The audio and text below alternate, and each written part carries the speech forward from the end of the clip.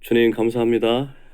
저희들을 사랑하시고 저희가 찬송한 것처럼 저희들을 향한 선하신 생각이 끝이 없으시고 주님의 생각이 보배롭고 바다의 모래알보다 더 많이 저희를 축복하실 기회를 갖고 계신 아버지께 감사를 드립니다.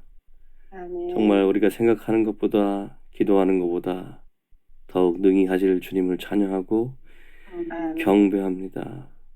아버지 모든 영광과 찬양과 존귀가 아버지께 합당합니다. 우리 주 예수께서 모든 영광을 받으시기 합당합니다. 주님 이 시간 주님의 기름 부으심 아래 저희가 다시 믿음으로 섭니다. 주님 저희를 보혈로 덮으시고 천군 천사를 통해 지켜주시고 역사하시고 말씀해 주십시오. 저희가 이 시간 주님의 말씀을 기다리고 듣기를 원합니다. 성령이 교회 안에 하시는 말씀을 듣기를 원합니다. 이 시간 주님 저희들의 입속에 할 말씀을 넣어주시고 들을 수 있는 귀를 주시옵소서. 성령님 말씀해 주십시오. 아멘. 주님 시간을 축복해 주십시오. 예수님의 이름으로 기도합니다. 아멘. 아멘. 아멘.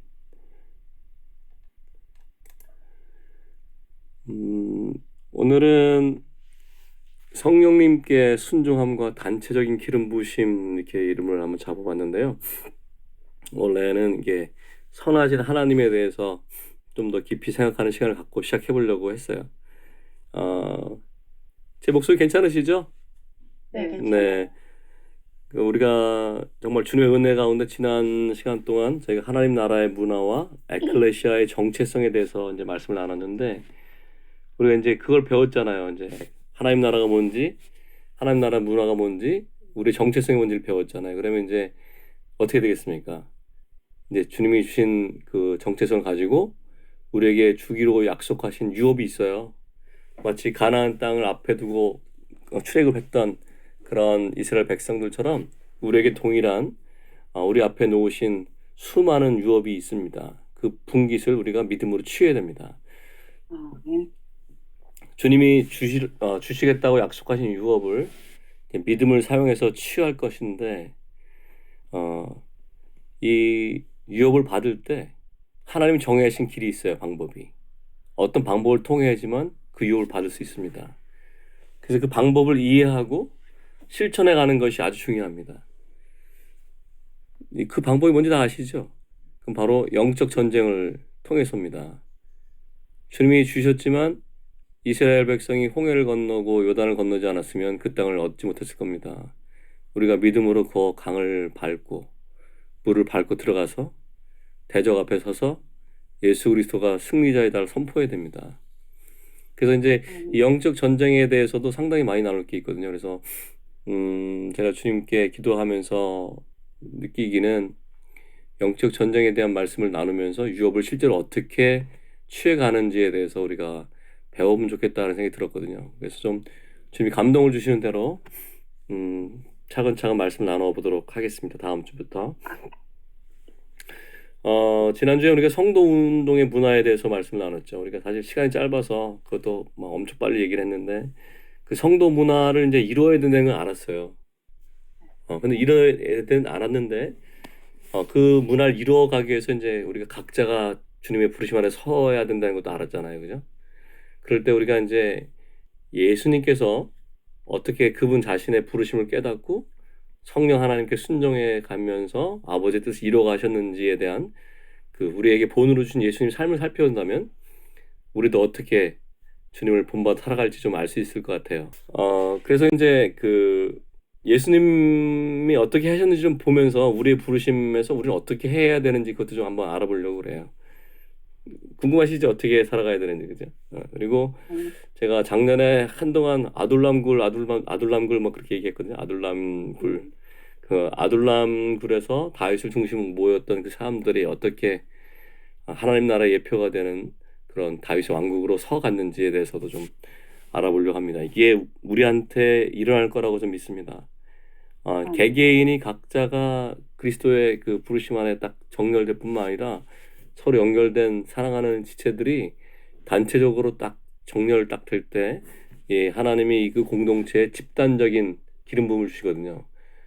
성경에 구약 성경에 나와 있는 예표들을 한번 살펴보면서 과연 그러한가, 우리에게도 그런 소망을 가져도 되는가에 대해서 한번 알아보겠습니다. 예수님에 대해서는 구약에 미리 기록된 말씀이 있었죠. 그래서 예수님이 이 땅에 오셔가지고 그분 당신께서 자기 맘대로 이상을 하신 게 아니고 성령 하나님께서 예수님에 대해서 미리 책에 기록되어 놓은 하나님 뜻을 그걸 깨달으시고 그 뜻을 이루시기 위해서 사셨습니다. 예수님이 부활하신 다음에 이제 엠마오로 가는 두 제자들을 만났을 때 그렇게 얘기하시잖아요. 모세 율법과 선지자의 글과 시편에 나를 가르쳐 기록된 모든 것이 다 이루어져야 된다. 이렇게 누가복음 24장의 말씀이 있습니다. 예수님은 아신 거예요. 자기에 대해서 하나님 어떤 부르심을 주셨고 그 부르심을 어떻게 하면 성취하는지 아신 겁니다. 예수님이 우리에게도 동일한 길을 오라고 그러시죠. 왜냐하면 예수님 우리를 이게 본을 보이셨으니까. 그래서 우리도 우리의 부르심을 명확하게 알고 그 부르심을 성취하는 삶을 살아가야 됩니다. 우리가 시편 139편을 봤잖아요. 찬송도 부르고. 그 시편 139편에서 16절에서 8절까지 말씀, 18절까지 말씀만 제가 한번 빨리 한번 읽어볼게요. 내 형질이 이루어지기 전에 주의 눈이 보셨으며 나를 위하여 정한 날이 하루도 되기 전에 주의 책에 다 기록이 되었나이다. 하나님이여 주의 생각이 내게 어찌 그리 보배로우신지요. 그 수가 어찌 그리 많은지요. 내가 세려고 할지라도 그 수가 모래보다 많도소이다. 내가 깰 때에도 여전히 주와 함께 있나이다. 이 다윗의 시입니다. 다윗은 이렇게 고백하는 거죠. 하나님, 저를 향한 주님의 생각이 얼마나 어떻게 이렇게 보배로우세요? 저를 향한 그 보배로운 생각이 얼마나 그렇게 많으신가요? 그 보배로운 생각이 바다의 모래알보다 더 많습니다. 이렇게 얘기했습니다. 하나님이 우리 각자를 향해서 하신 생각이 많으신데 그 하나님의 생각은 모두가 선하고 모두가 거룩합니다. 그러한 귀한 생각들이 바다의 모래보다도 더 많다고 다윗이 고백하고 있어요. 하나님이 영원을 사시는 분이시잖아요. 우리가 태어나기 전부터 태초부터 우리에 대해서 생각을 하고 계신데 우리를 향한 하나님의 모든 생각이 선하고 보배롭고 존귀하다는 걸 알게 되면 얼마나 큰 안식을 갖게 되는지 모르겠습니다. 우리가 어떤 때는 하나님의 뜻을 모를 때라도 그분이 선하시다라는 걸 믿을 수 있고 알고 있다면 우리가 불안하지 않을 수 있잖아요. 하나님을 믿고 신뢰하게 됩니다. 우리가 우리를 향한 하나님의 선하심을 더 깊이 알 수 있다면 얼마나 좋겠습니까? 그 부르심이 우리 향한 부르심이 얼마나 보배로운지 선한지 많은지 알게 된다면 얼마나 좋겠습니까? 우리는 이제 그 중에서 하나님의 그 선하시고 귀하신 뜻 중에서 아주 일부만을 우리가 깨닫고 있는 거죠. 그래서 우리가 정말 날마다 지각이 있을 때마다 주님께 성령님께 구해야 되겠습니다. 우리에게 지혜와 계시의 영을 주셔서 하나님을 알게 해주세요. 하나님 저를 향하신 당신의 선하신 뜻을 알게 해주세요. 이렇게 기도하면 좋겠습니다. 예수님에 대한 일이 구약 성경에 적혀 있었던 것처럼 우리가 다 알지 못해도 우리에 대한 모든 일들이 주님의 책에 기록되어 있을 것입니다. 그 책 이름이 뭔지 모르지만 만약에 우리가 예수님처럼 우리 자신에게 대해서 기록된 말씀을 우리도 알 수 있고 또 어떻게 성취하는지 살 수 있다면 어떻게 성취하는지 알고 살아갈 수 있다면 우리도 예수님처럼 그렇게 살 수 있게 될 것입니다. 그래서 이제 지금부터는 예수님께서 어떻게 그분의 부르심을 성취하실 수 있었는지 한번 살펴보려고 합니다. 사도행전 10장 38절 말씀을 한번 같이 한번 읽어보겠습니다. 사도행전 10장 38절 네, 시작. 하나님이 나사렛 예수에게 성령과 능력을 기름 붓듯 하셨음에 그가 두루 다니시며 선한 일을 행하시고 마귀에게 눌린 모든 사람을 고치셨으니 이는 하나님이 함께 하셨음이라. 이 말씀 참 귀한 말씀이고 저도 참 되게 사랑하는 말씀입니다. 이거 다 외워놓으시면 좋겠어요. 하나님이 나사렛 예수에게 성령과 능력을 기름 붓듯 하셨기 때문에 예수님이 두루 다니시면서 선한 일도 하시고 마귀에게 눌린 모든 사람을 고치실 수 있다. 하나님이 함께 하셨다 이렇게 말씀하고 계십니다. 여기 예수님의 비결을 나타내신 거죠. 예수님께서 하나님의 뜻대로 살 수 있는 비결이 바로 뭡니까? 성령과 능력으로 기름 부음을 받으셨다 이런 뜻이죠. 하나님이 부으신 거예요. 그러니까 만약에 예수님한테 하나님이 기름 부으신 게 없었다면 이렇게 하실 수 있었을까요? 못하셨을까요? 물론 하나님이셨으니까 마음만 먹으면 하실 수 있었겠죠. 근데 예수님 그렇게 하지 않으셨을 겁니다. 우리 주변에 보면은 그 성령의 능력을 인정하지 않는 그리스도인들이 많이 있습니다. 하나님은 근데 그런 분들 다 사랑하시죠. 우리가 어떤 모습이 있든지 다 사랑하십니다. 우리가 죄인이었을 때도 사랑하시잖아요, 우리를. 그런데 주님이 사랑하신다고 해서 또 우리를 향하신 주님의 뜻이 책에 다 기록되어 있다고 그래서 우리 모두가 다 그 부르심을 성취하면서 살아갈 수 있다는 것은 또 다른 문제입니다.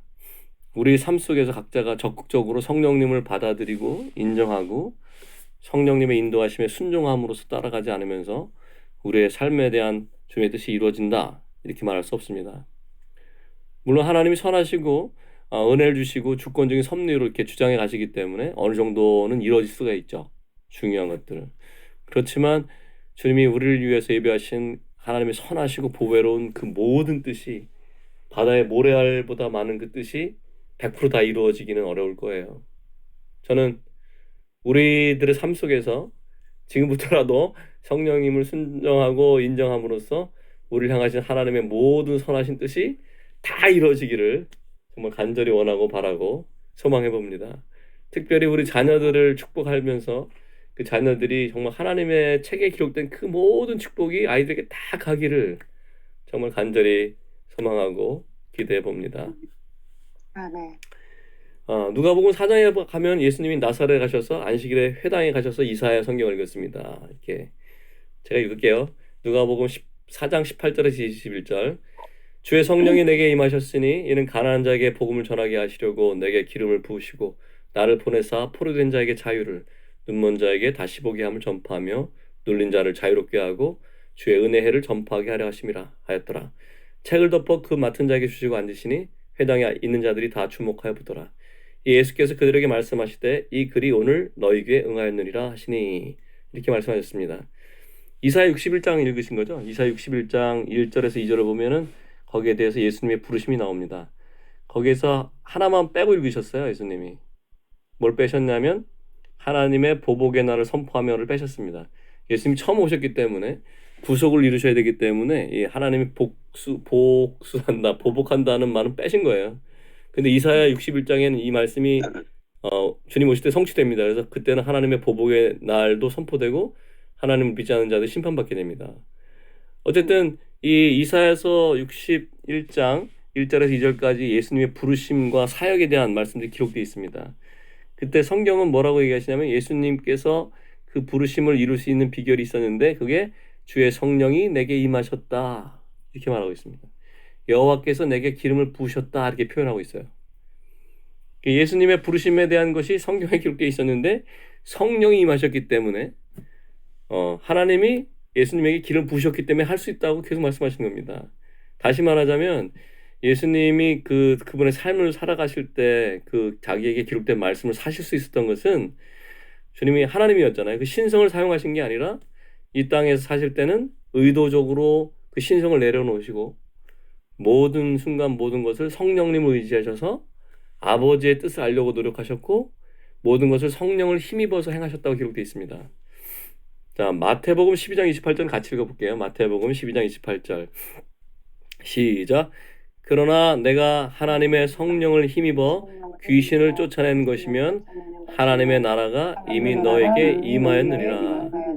이렇게 말씀하고 계십니다. 뭐라 했냐면 예수님이 하나님의 성령을 힘입어서 귀신을 쫓았다 그랬어요. 하나님 나라를 하나님의 성령을 힘입어서 가져왔다 이렇게 얘기하신 거죠. 그러니까 예수님이 그렇게 성령님을 힘입으려고 그렇게 아주 의도적으로 하셨다면은 우리도 우리의 부르심을 성취하기 위해서는 어떻게 됩니까? 우리도 날마다 매 순간마다 성령님을 힘입는 것이 정말 중요합니다. 우리가 먹든지 마시든지 모든 것을 주의 영광을 하라 할 때도 마찬가지입니다. 우리가 모든 것을 성령 안에서 하게 되는 거죠. 자, 그럼 여기서 질문 하나 하겠습니다. 퀴즈, 돌발 퀴즈입니다. 예수님께서 이 땅에서 주님의 능력을 나타내실 때 예수님께서 그 당신의 그 부르심을 이루실 때 1번 예수님은 주님의 신성을 사용해서 그 일을 이루셨다. 2번 예수님은 하나님이시지만 하나님됨을 의도적으로 내려놓으시고 스스로 신성의 능력이 아닌 성령의 능력을 의지해 사셨다. 3번 둘 다. 몇 번일 것 같으세요? 2번. 나는 2번인데. 네, 여기 아주 학습 수준이 놀랍습니다. 바로 맞히시네요. 우리 바로 얘기했던 건데. 네, 2번입니다. 예수님은 하나님이셨지만 그분의 신성을 사용하지 않으셨습니다. 빌립보서 2장에 그 말씀이 나오시죠.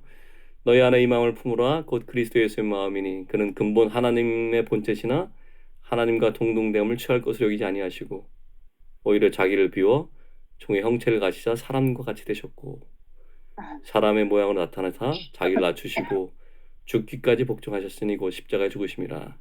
우리가 다 외우고 있는 말씀이죠. 그런데 우리는 어떤 때는 우리가 예수님보다 뛰어난 생각을 하고 있는 거죠. 우리 마음대로 사니까요. 어떤 때는 예수님은 성령님을 의지해서 사셨는데 어떤 때는 우리 승질대로 살 때가 있잖아요. 주님께 돌이켜야 되겠습니다. 아멘. 주님은 하나님으로서 이 땅에 오셔서 사신 게 아니고 신성한 능력은 의도적으로 내려놓으시고 둘째 사람으로 그리고 마지막 아담이 되기로 결정하셨습니다. 그래서 두 번째 사람으로서 우리가 어떻게 살아가야 되는지에 대한 모델이 되기를 선택하셨고 우리도 예수님의 발자취를 따라 살아오라고 말씀하셨죠. 본을 보여주시면서. 그래서 이 성경에서 부활에 대해서 얘기할 때 이렇게 얘기합니다. 예수님께서 잠자는 자들의 첫 열매가 되셨다. 이렇게 얘기합니다. 첫 열매가 있으면 다음 열매도 있다는 거 아니에요.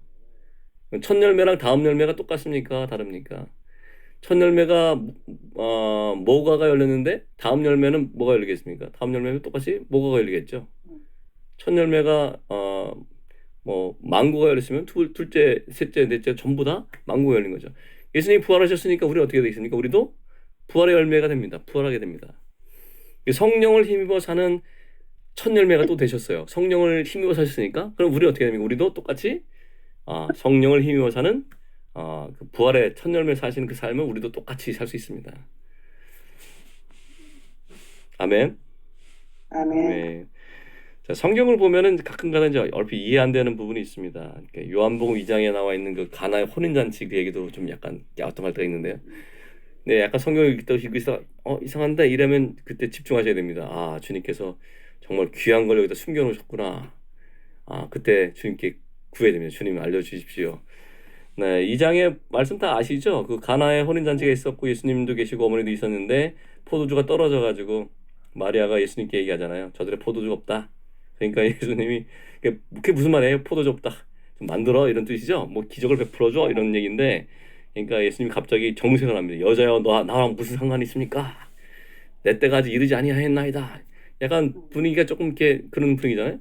근데 마리아는 아랑곳하지 않고 그분 말씀하신 대로 해라 이렇게 얘기하고 가버립니다. 그러고 나서 유대인 정결례식에 따라 두세 통 드는 도라 항아리가 6개가 있는데 예수님이 갑자기 항아리에 물을 채워라. 그래서 아기까지 채웁니다. 그리고 포도주 갖다 줘라. 그러니까 포도주가 됐습니다.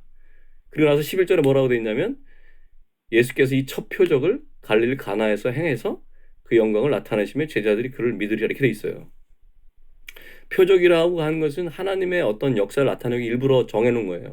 8개가 사인이 있습니다. 표적이 요한복음에서 기록되어 있는 거. 나중에 기회가 되면 우리 한번 나눠보면 좋을 것 같은데 어쨌든 처음에 이거 보면 이랬다 저랬다 하는 거 같잖아요. 그렇게 느끼지 않으셨어요? 예수님 처음에 여자야 나랑 무슨 상관이 있습니까?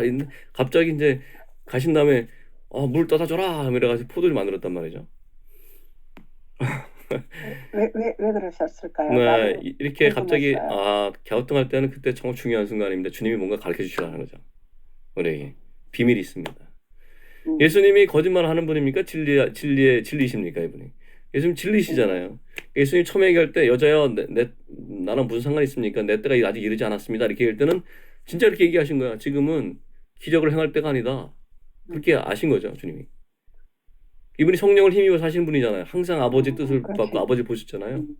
지금 기적을 행할 때가 아니었습니다. 마리아가 얘기할 때. 근데 7절, 8절에 가보면 하인들한테 항아리에 물을 채워라. 그리고 아기까지 채워라. 그리고 떠서 연회에 갖다 주라. 그랬더니 물이 최상품의 포도에 바뀌었거든요. 그리고 마지막에 보면 이 첫 번째 표적을 행했다. 뭐 이렇게 얘기했답니다. 그러니까 나중에 항아리에다가 물을 채우라 하실 때는 예수님이 성령을 힘입어서 봤을 때 그때가 기적을 베풀 때였던 거죠. 이게 아무것도 아닌 게 아니에요. 우리 삶에 이런 일이 엄청 많이 나타납니다. 우리가 예를 들어서 이제 이게 얘기를 해도 되는지 모르겠는데 주님이 성령의 감동을 주셔가지고 어떤 사람에게 기도해 주기를 원하는 마음이 들어서 순종했더니 그 사람이 낫습니다. 그런 경우 좀 많이 체험했거든요, 저는 직접. 근데 어떤 때 어떤 사람 보고 제가 그냥 감동 없는데 불쌍해가지고 제가 기도해 준 적이 있어요. 특히 이제 저희 우리 어머님한테 이렇게. 근데 그 일이 일어나지 않을 때가 많습니다. 그러니까 아무 때나 막 하는 게 아니에요. 이렇게 성령께서 감동을 주시고 은혜를 주시면 하셔야 되는데 어쨌든 뭐 다시 본문으로 돌아가면 예수님 원래 하나님이시니까 나중에 어떻게 될지 다 아셨을 거 아니에요. 그런데 그렇게 하신 게 아니고 신성을 다 내려놓으시고 그 순간순간 주님께 의지하신 거예요. 성령께. 그러니까 처음에 아, 성령께 의지했더니 그때가 아니야.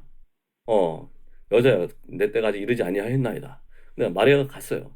근데 갑자기 성령께서 지금 그때가 됐어. 그러면 우리 같으면 창피해서 안 하잖아요. 말 왔다 갔다 하니까. 예수님은 그걸 순종해서 물을 채워라. 이렇게 얘기하신 거죠. 성령님이 알려주신 것만 하기로 작정하신 거예요, 이분은. 요한복음 5장에 이렇게 나와 있습니다. 5장 19절에 한번 읽어볼까요? 그러므로 예수께서 그들에게 이르시되 내가 진실로 진실로 너에게 이르노니 아들이 아버지께서 하시는 일을 보지 않고는 아무것도 스스로 할 수 없나니. 예수님 작정하신 거예요. 아버지가 행하시는 것을 보지 않으면 아무것도 안 하시는 거예요. 원래 우리도 이래야 되죠. 요한복음 5장 30절에 보면 내가 아무것도 스스로 할 수 없노라. 듣는 대로 심판하노니 나는 나의 뜻대로 하려 하지 아니하고 나를 보내신 이의 뜻대로 하려 함으로 내 심판은 의로우니라. 여기 작정하신 겁니다. 내가 아무것도 내 스스로 안 한다. 우리가 이런 고백을 좀 할 필요가 있다고 생각합니다. 예수님은 성령을 힘입어 사신 것만이 예수님의 생활 방식이었어요. 아무것도 알지 못하기로 선택하셨고 알지 않기로 결정했죠. 그래서 성령께서 감동 주시는 것만 하기로 했습니다. 그래 그때 성령께 순종하실 때 놀라운 표적들이 일어난 거죠. 성경을 잘 보다 보면 어떤 때는 이런 말도 있어요. 예수님께서 때때로 습관을 쫓아 기도하러 가시고 뭐 그죠? 어떤 때는 절기를 쫓아 성전에 가시기도 하시고 여러 가지 일들 많이 하셨어요. 그런데 성경에 기록된 그 놀라운 표적의 사건이 일어날 때는 대부분 순간적으로 즉흥적으로 성령 인도하심을 받는 것 같은 그런 흔적들이 나와 있습니다. 곳곳에. 주님은 성령께서 인도하시는 삶이 어떤 것인지 알고 계셨고 그렇게 살아갈 때 주님에 대해 기록된 말씀들이 이루어질 수 있다는 걸 알고 계셨습니다. 우리도 그랬으면 좋겠습니다. 이 말씀을 나눈 이유가 바로 그런 것입니다. 성령께 의지해서 살아야 된다. 시간을 나타내는 말 중에는 크로노스란 말도 있고 카이로스란 말이 있습니다. 그러니까 크로노스는 들어보셨죠? 일반적으로 시간이 네. 흘러가는 거예요. 이렇게 우리 일상생활이 흘러가는 거예요. 카이로스는 하나님이 어떤 일을 의도적으로 행하시는 하나님의 때입니다. 그래서 이제 우리가 크로노스의 시간을 살아가잖아요. 그러니까 우리가 주님의 뜻이 어떤 걸 모르고 갑자기 주님의 감동이 있거나 그러지 않을 때, 어떤 레마의 말씀 막 들리지 않을 때 어떻게 됩니까? 우리는 평상시 삶을 열심히 준비하고 성실하게 살면서 최선을 다해서 살아가야 되죠. 우리가 사람으로서 경제 활동도 하고 가족도 돌보고 교회도 돌보고. 그래서 일상적인 삶 속에서 그 성경에서 가르친 원리가 있습니다. 그 말씀 원리를 따라서 매일매일 정해진 삶을 성실하게 살아가는 게 너무너무 중요합니다. 그런데 어떤 때는 하나님의 시간대, 카이로스의 시간대가 딱 오는 경우가 있어요. 주님께서 우리 삶에 어떤 놀라운 일을 행하실 때는 갑자기 분명하게 레마의 말씀을 딱 주시던가 우리 마음에 어떤 감동을 깊이 주셔가지고 그 일을 행하도록 순종하도록 하십니다. 대부분 이럴 때는 저희가 자발적으로 순종하게 돼요. 주님의 뜻인 걸 알게 됩니다. 그래서 억지로 하지 않고 감사함으로 하게 되죠. 대부분. 근데 우리에게 주신 그 하나님 감동의 믿음으로 순종해서 이게 하게 되면 주님 뭔가 놀라운 일을 행하십니다. 그래서 언제 한번 들었던 것 같아요. 직접 집회에서 들었는데 한 참 유명하고 위대한 뭐 하나님의 종이라고 생각합니다. 이름은 얘기하지 않겠지만 근데 그분이 이렇게 고백하는 거예요. 그 사역에 여러 가지 일들이 나타났거든요. 뭐 병든 자들, 뭐 아픈 사람들, 뭐 많은 기적들이 일어났습니다. 그런데 그분이 그렇게 얘기하는 거예요.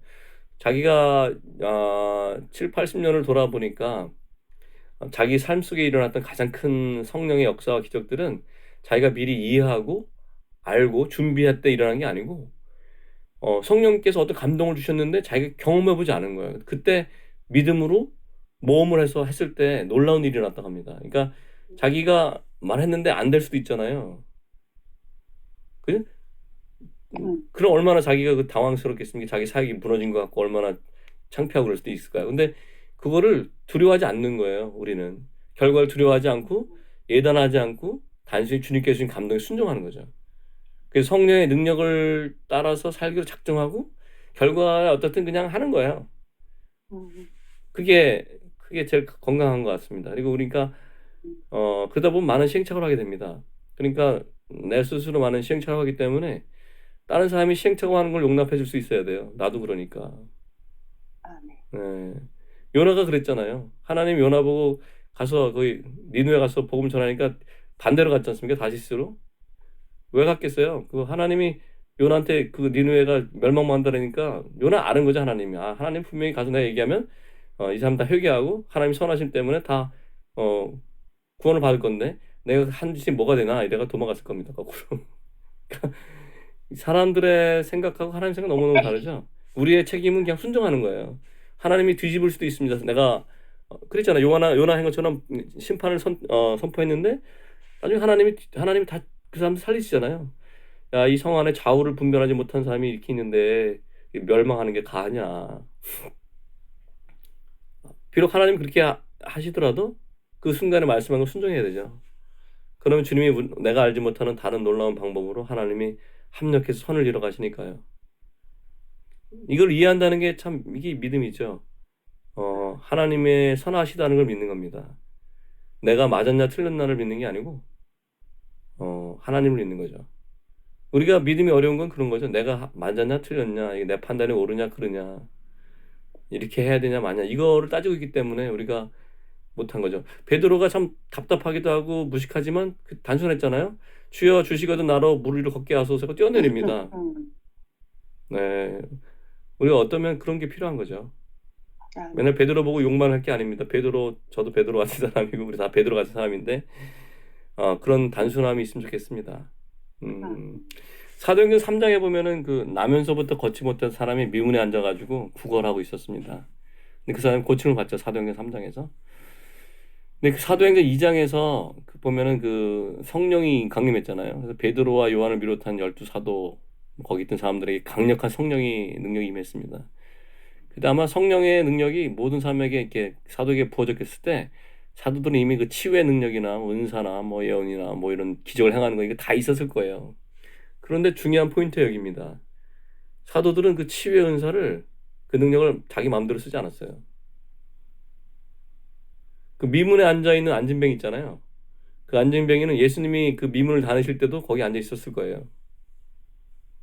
예수님이 그 성전 미문을 들락날락하면서 그 병자를 보셨을 거예요. 근데 무슨 일 때문인지 우리 같으면 고쳐줘야 되잖아요. 우리 생각 같으면. 근데 예수님은 고치지 않고 그냥 놔두셨어요. 베드로와 요한도 그 습관을 따라서 기도하러 하루에 몇 번씩 성전에 올라갔거든요. 근데 2장에서는 그 미문에 앉은 병자를 쳐다도 안 봤습니다. 사도행전 3장이 되니까 병자를 갑자기 주목해 보기 시작했어요. 그러니까 뭐냐? 성령께서 어떤 특별한 감동을 주기 전까지는 내게 어떤 은사가 있으니까 내 마음대로 아무 때나 할 수 있다. 병자들 다 데려와라 내가 다 치료할 수 있다. 사람들 데려와라 내가 다 예언할 수 있다. 이런 게 아닙니다. 우리에게 어떤 은사가 주어졌다 하더라도 그 은사가 공동체를 위해서 주어진 거고 내가 주인이 아니라 주님이 주인이라는 거를 이렇게 고백하는 삶을 살아야 되겠죠. 그래서 은사가 주님께로 온 것이기 때문에 자기 함부로 사용하지 않은 거예요, 이 사람들도. 우리도 마찬가지입니다. 하나님이 나에게 어떤 은사를 주셨으면 그거를 뭐 함부로 사용하면 안 되겠죠. 성령께서 감동을 주실 때 이렇게 얘기해야 되는 거죠.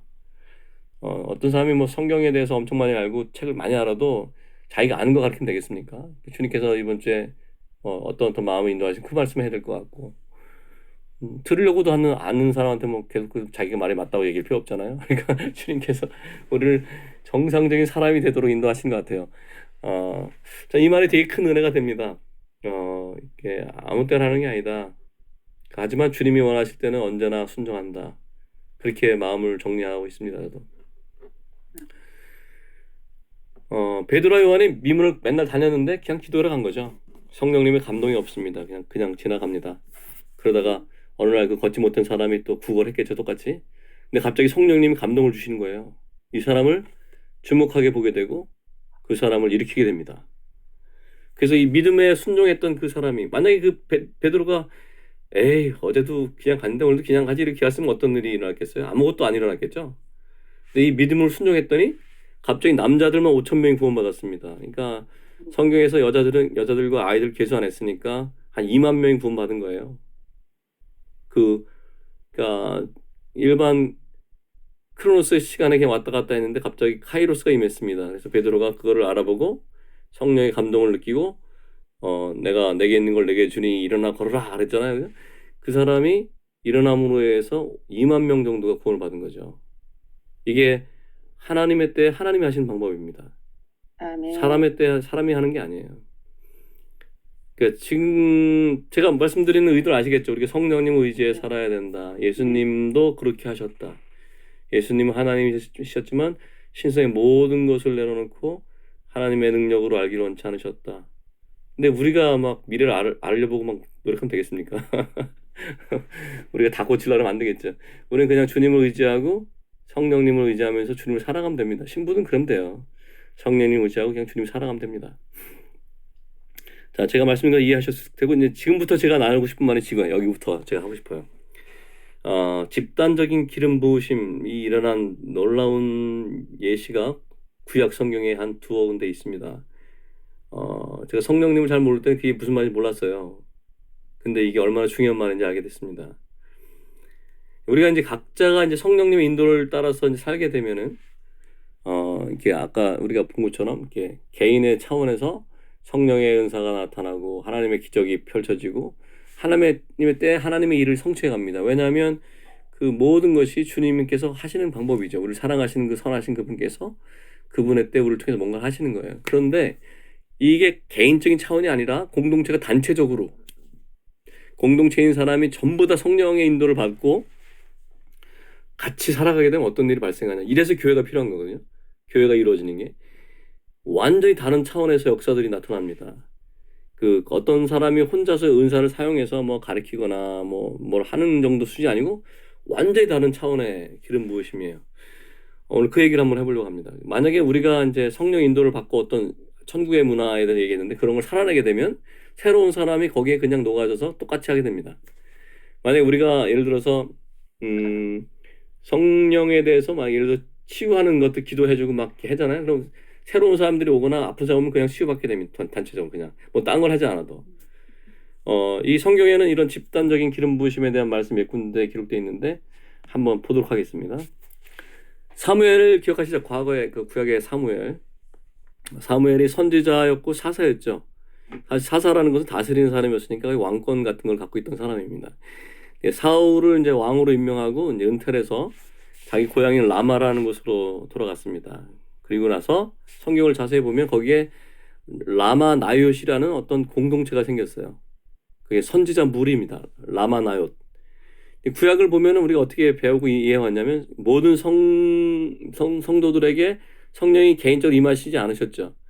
기름 부음 누구한테만 했냐면 왕이나 선지자들이나 제사장들 이런 특정한 사람들에게만 성령이 임하셨는데 이 사무엘의 삶을 통해 놀라운 일이 일어났습니다. 아주 독특한 일이죠. 제가 한번 빨리 한번 읽어보겠습니다. 같이 한번 따라와 보세요. 눈으로. 사무엘상 19장 18절에서 24절. 다윗이 도피하여 라마로 가서 사무엘에 가서 나아가서 사울이 자기 행한 일을 다 전하였고 다윗과 사무엘이 나요스로 가서 살았더라. 어떤 사람이 사울에게 전하 이르되 다윗이 라마 나요스에 있더이다 하매 사울이 다윗을 잡으러 전령들을 보냈더니 그들이 선지자 무리가 예언한 것과 사무엘이 그들의 수령으로 선 것을 볼 때에 하나님의 영이 사울의 전령들에게 임하매 그들도 예언을 한지라. 어떤 사람이 그것을 사울에게 알림해 사울이 다른 전령들을 보냈더니 그들도 예언을 했으므로 사울이 세 번째 다시 전령을 보냈더니 그들도 예언을 한지라. 사울도 라마로 가서 세구에 있는 큰 우물에 도착하여 물어 이르되 사무엘과 다윗이 어디 있느냐? 어떤 사람이 이르되 라마 나요스에 있나이다. 사울이 라마 나요스로 가니라. 하나님의 영이 그에게도 임하시니 그가 라마 나요스에 이르기까지 걸어가며 예언을 하였으며 그가 또 그의 옷을 벗고 사무엘 앞에서 예언을 하며 하루 밤낮을 벗은 몸으로 누웠더라. 그러므로 속담에 이르기를 사울도 선지자 중에 있느냐 하더라. 이게 참 이 내용을 알고 보면 참 되게 아주 심오한 말씀입니다. 구약 시대인데도 어찌된 영문인지 특이하게도 사무엘과 함께 있는 사람들이 다 선지자가 됩니다. 이상하잖아요. 이스라엘의 그 엘리 제사장 때 사무엘이 그 선택을 받았죠. 여호와의 이상이 희미할 때, 여호와의 말씀이 귀할 때 사무엘을 주님이 세우셨습니다. 그래서 사무엘만 유일한 하나님의 음성을 듣는 유일한 선지자였어요. 그래서 사무엘이 한 말이 하나도 땅에 떨어지지 않았다 그럽니다. 그런데 이제 사무엘이 자기가 혼자 하던 선지자 사역을 이제 어떻게 해서 다른 사람들한테 나눠줄 수 있는 능력이 있었는지 모르겠습니다. 예언을 어떻게 하라고 가르쳐줬는지 잘 모르겠지만 어쨌든 결과적으로 라마나요스에 모여있는 사람들이 모두가 예언하는 선지자들이었습니다. 그리고 성경은 그들을 선지자들의 무리다 이렇게 표현합니다. 이게 딱 인정한 거예요, 공인을. 그런데 이제 사울이 이제 미쳐가지고 다윗을 막 죽이려고 하니까 다윗이 이 라마나요스 도망갔습니다. 그래서 사울이 그 다윗을 죽이기 위해서 전령을 파송했는데 여기 전령이라고 돼 있지만 하지만 죽이기 위해서 갔으니까 편지 갖다 주는 사람들이 아니었을 거 아니에요? 실제로 막 닌자 같은 어쌔신 암살자들 같은 사람들이 보냈겠죠. 무예가 뛰어난 사람들, 사람 죽이는 기술이 특출한 사람들 보냈을 텐데 이 사람들이 얼마나 정신훈련이 잘 됐고 이렇게 사람을 죽일 정도로 있으니까 이게 죽음의 영도 있고 막 미움, 다툼 뭐 이게 살인의 영이 있었을 텐데 이 전령이 다윗을 죽이러 왔는데 어떻게 됐습니까? 선지자 무리들이 예언하는 것과 사무엘이 수령으로 선 걸 딱 보니까 자기들도 막 예언을 하기 시작합니다. 예언을 했다는 거는 뭐냐면 자기들이 심령 안에서 돌이켰다는 뜻이에요. 하나님의 영을 받았다는 뜻이거든요. 자기 스스로 예언 못하니까 일반적으로 이제 일반인도 정상적인 사람들도 이렇게 예언해봐라 하면 예언하는 거 쉽지 않은데 살인하려고 다윗을 죽이려고 찾아왔던 사람이 그 마음이 여호와 영의 감동에 받아서 회심하고 돌이켜서 예언하는 역사가 일어납니다. 근데 그 사람뿐만 아니라 두 번째, 세 번째 보냈는데 그 사람들도 똑같이 그런 거예요. 그러니까 아주 그 집단에 예언의 영이 가능한 거죠. 보다 못하니까 사울이 직접 찾아갑니다. 다윗을 직접 찾아갑니다. 이 사울에게 있었던 그 귀신은 동네 마을 어디서 이렇게 조그맣게 이렇게 막 그 마을을 혼동하고 사람들에게 발작하고 그런 정도의 귀신이 아닙니다. 이 사울에게 역사했던 그 귀신은 그 나라 왕국 하나를 통째로 망가뜨릴 정도의 강력한 그런 악한 권세를 가진 악한 영이었거든요. 예를 들면은 이제 지금 김정은 같은 사람한테 역사하는 영입니다. 이렇게 나라를 통치하는 그런 사울에 이 공산국들 뭐 독재자 이런 사람들 임하는 영인데 그 어둠의 영이 그에게 역사했는데 그 영 안에 있었던 사람들이 얼마나 고통을 받았습니까? 사울 밑에 통치한 사람이 너무너무 고통스럽게 받았죠. 마귀의 역할이 죽이고 도둑질하고 이제 멸망시키는 건데 그 사울에게 역사했던 영은 아주 그냥 등급이 꽤 높은 영이었을 거예요. 그런데 그 사울이 라마에 가서 세구에 있는 큰 우물에 도착해서 라마 나요스를 가는 중에 가기도 전에요. 라마로 저기 가는 중에 하나님의 영이 사울에게도 임해서 선지자를 만나기도 전에 마을 입구부터 귀신이 떠나고 사울이 예언하기 시작합니다. 이 사무엘 10장에도 이런 장면이 나와요. 처음에 사울에게 기름 부을 때 이런 일이 나타났습니다. 사무엘상 10장을 보면은 사무엘이 기름병을 가져다가 사울한테 기름을 붓고 나서 사울이 블레셋 사람의 영문이 있는 하나님의 산을 가서 선지자물을 만나니까 그때 하나님의 영이 사울에게 크게 임해가지고 사울도 선지자 무리 가운데서 예언을 하는 일이 기록되어 있습니다. 그래서 뭐 사울도 선지자 중에 있느냐 뭐 이런 얘기 그때도 있었죠. 그건 사무엘상 10장은 처음으로 이제 왕 되려고 기름을 받았을 때 이러한 현상이고 사무엘상 19장에서 사울이 다시 예언할 때는 이게 악한 영에게 완전히 사로잡혀 있는데 하나님의 영이 임해서 사울에게 다시 회개할 수 있는 기회를 주는 장면입니다. 원래는 사울이 돌이킬 수 있는 장면이에요. 그때 하나님의 강하게 임했으니까 그때 주님을 선택하고 주님께 도와달라고 했었으면 사울이 구원받고 회개했을 겁니다. 이분이. 근데 우리가 성경에서 본 것처럼 불행하게도 사울은 그 회개하는 걸 선택하지 않았죠. 여기서 말하는 요점은 이겁니다. 아무리 그 국가를 멸망시킬 것 같은 그런 강력한 악한 영이 있다 하더라도 집단적으로 단체적으로 성령의 역사가 나타나는 곳에 가면은 그 모든 예언하는 공간에 가니까 그 영들이 떠나가게 됩니다. 우리가 이제 한 사람 두 사람이 그냥 성령으로 충만한 게 아니라 우리 모두가 충만할 수 있으면 우리 공동체에 있는 모두가 성령으로 충만할 수 있다면 그리고 이 선지자 무리처럼 우리가 모두가 하나님의 음성을 듣고 각자가 성령의 인도함을 받는 삶을 살아갈 수 있다면 이 공동체 안에서 단체적으로 임하시는 그 성령의 집단적인 기름 부으심을 체험할 수 있을 것입니다. 이게 한 사람 한 사람의 개인적인 은사 차원에서 일어날 수 있는 게 아니에요. 이 공동체가 단체적으로 성령의 기름 부음 아래 있을 때 일어나게 됩니다. 이럴 때 부흥이 일어나는 거예요. 저는 대한민국에 그런 부흥이 일어나기를 기도하고 있습니다. 우리 공동체에도 그런 부흥이 일어나고 우리 청년들에게도 부흥이 일어나기를 기도합니다. 그래서 이게 한 사람이 성령 은사가 있냐 없냐 이런 걸 따질 때가 아니에요. 우리 성령님 당연히 인정해야 되고 그죠? 성령님 생명의 능력이 당연히 인정해야 되고 그분을 그러니까 치밀하게 모셔야 되고 그분이 하라는 대로 해야 되고 그리고 공동체적으로 연합할 때도 성령을 따라야 됩니다. 그럴 때 하나님의 나라가 임하는 거죠. 아, 이사야 66장 7절 8절 이런 말씀이 있습니다. 같이 한번 읽어볼까요? 이사야서 66장 7절 말씀 시작. 시온은 진통을 하기 전에 해산하며 고통을 당하기 전에 나말을 낳았으니 이런 일을 들은 자가 누구이며 이런 일을 본 자가 누구이냐.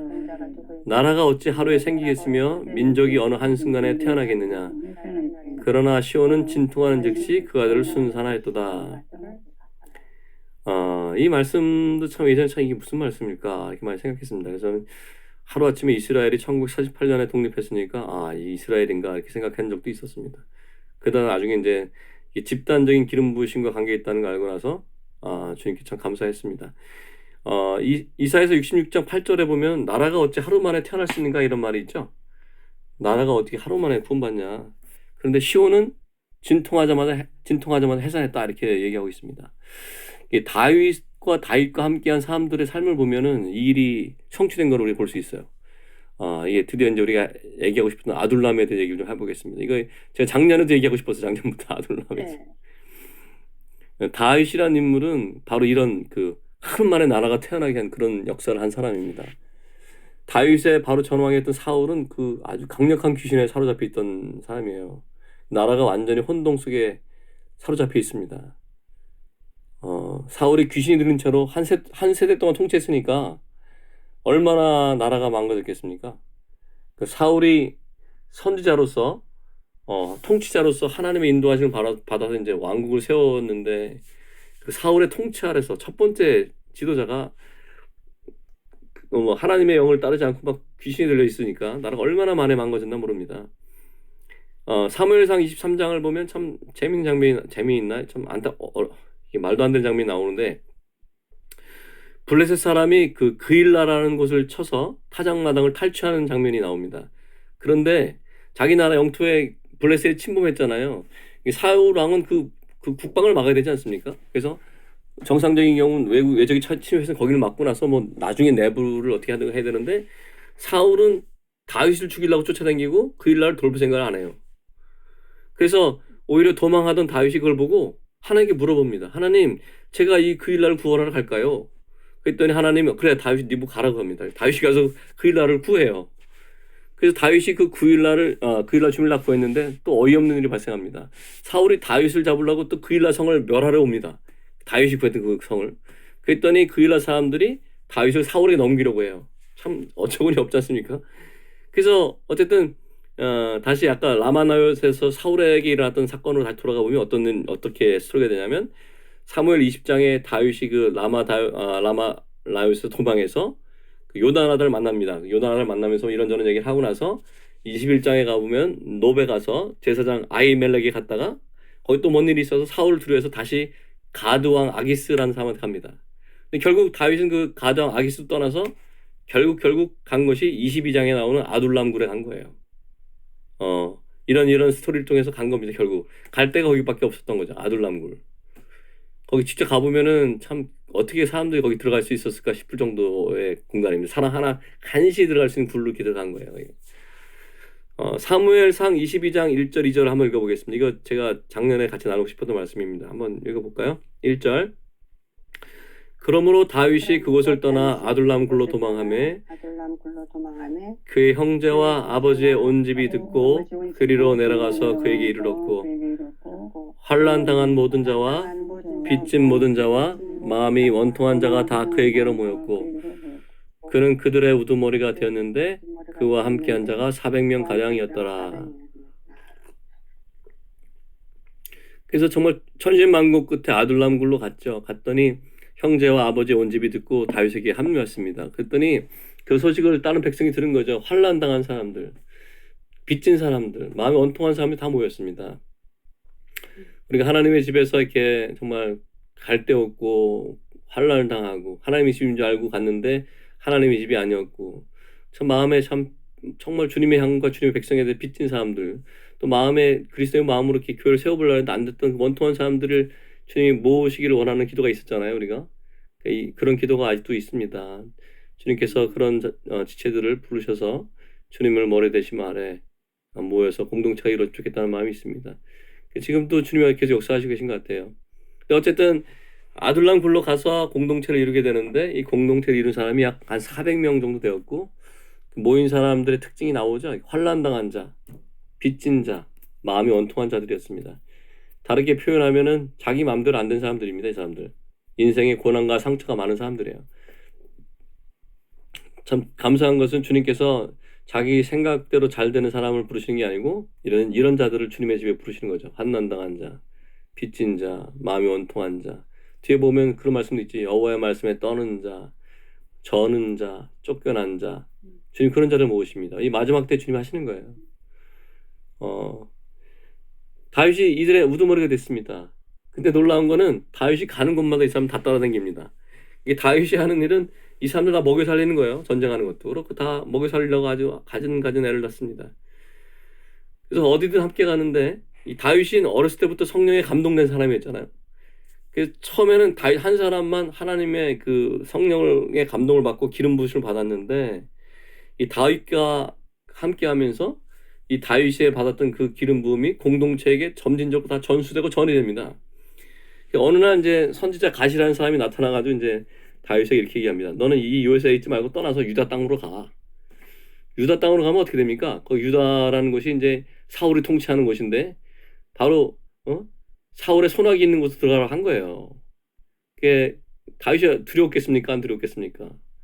다윗이 엄청 두려웠겠죠. 근데 선지자 말씀에 순종을 합니다. 다윗이 결정합니다. 그리고 예언의 말씀에 순종해서 그 죽기 살기로 가서 결국 계속 사울을 피해 계속 도망 다니게 됩니다. 사울은 매일 다윗을 잡으려고 왔는데 여호와께서 그를 사울의 손에 붙이지 않았다라고 성경에 기록하고 있습니다. 그리고 얼마나 많이 도망다녔는지 몰라요. 계속해서 몇 년 동안 도망을 다니게 됩니다. 그렇게 하루 이틀 몇 년을 성령님의 감동을 따라서 이렇게 도망다니는 삶을 살아가는 가운데 다윗과 함께 했던 사람들이 변해갑니다. 다윗이 갖고 있던 그 강력한 기름 부음과 권능이 단계적으로, 단체적으로 이 사람들에게 임해갑니다. 다윗이 가까웠던 사람들부터 강한 용사로 세워지고 점점 그 기름 부음이 전 사람에게 모든 사람에게 흘러갑니다. 처음에는 환난당한 자, 빚진 자, 마음이 원통했던 자 이런 자들이었잖아요. 근데 결국 뭐가 됐냐면 다윗과 같은 용사로 바뀝니다.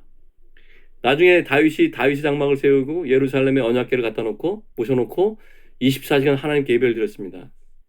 그때 다윗과 함께 했던 그런 군대 장관들이 모두 다 예배자들입니다. 뭐 다윗의 세 명의 용사, 뭐 30인의 용사 뭐 이런 표현이 나오잖아요. 모두 다 칼을 잘 쓰는 용사들이었는데 그들은 전심으로 하나님을 예배하는 그 다윗의 기름 부음을 다 받아서 전수받아서 그들도 역시 24시간 하루 종일 이렇게 순서를 따라서 하나님을 예배하는 예배자들이 되었습니다.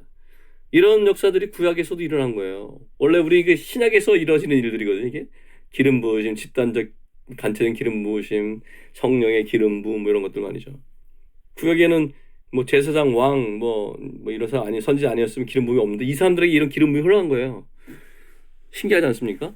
그 사무엘에게 있었던 그 기름 부음도 다윗에게 있었던 기름 부음도 또 그들만이 할 수 있었던 그런 것들이 그들과 함께했던 공동체에 다 흘러가서 모두가 사무엘처럼 모두가 다윗처럼 그렇게 변화하게 됐습니다. 그게 더 놀라운 거는 뭐냐면 최초에 다윗과 함께 그 아둘람굴에 있었던 그 한 400명이 나중에 한 600명 정도 되는데 이 사람 모두가 다윗이 다윗 통치하에 들어갈 때 다윗이 왕이 되면서 모두 함께 있던 사람들이 전부 다 다윗 왕국으로 들어갑니다. 그래서 아둘람에 있던 사람들이 다윗 왕국의 기초가 되는 거예요. 아멘. 그게 놀라운 역사입니다. 그래서 함께 연합해서 나라를 섬기고 적들을 대항해 싸우고 함께 하나님 예배합니다. 이게 국가가 그렇게 이루어진 겁니다. 아마 이승만 박사가 대한민국을 생각할 때 세웠던 마음이 이런 마음 아닐까 싶어요. 한 세대 만에 나라가 완전히 망했는데 한 세대 만에 한 공동체를 통해서 나라 전체가 하나님 통치 영역 아래 들어가는 놀라운 일이 생긴 겁니다. 그래서 저는 이제 우리가 하나님 나라와 나라의 문화와 에클레시아에 대해서 우리가 정체성을 알고 나서 우리가 앞으로 해야 될 것이 뭔가를 생각할 때 명확해졌어요. 첫째, 각 사람이 성령님의 인도하심을 신실하게 따르는 것. 둘째, 단체적으로 성령님의 역사를 인정하고 우리가 그 단체적인 기름 부음 안에 거하는 거. 그래서 하나의 공동체로 세워갑니다. 근데 그러한 것들을 통해서 하나님이 이제 여호수아라든가 그런 땅을 정복하는 그런 사건을 통해서 보여준 게 있거든요. 실제 유업을 하나님이 계획하신 것을 유업을 이루는 게 여호수아에 나와 있고 신약에서는 에베소서에 나와 있습니다. 그래서 에베소서에도 영적 전쟁이 있는 거고 여호수아에도 영적 전쟁이 있는 거예요. 그러니까 하나님이 주신 유업과 하나님의 귀한 것들을 우리가 그걸 받아들여야 되는데 그걸 성취하기 위해서 우리가 영적 전쟁이 필요하다.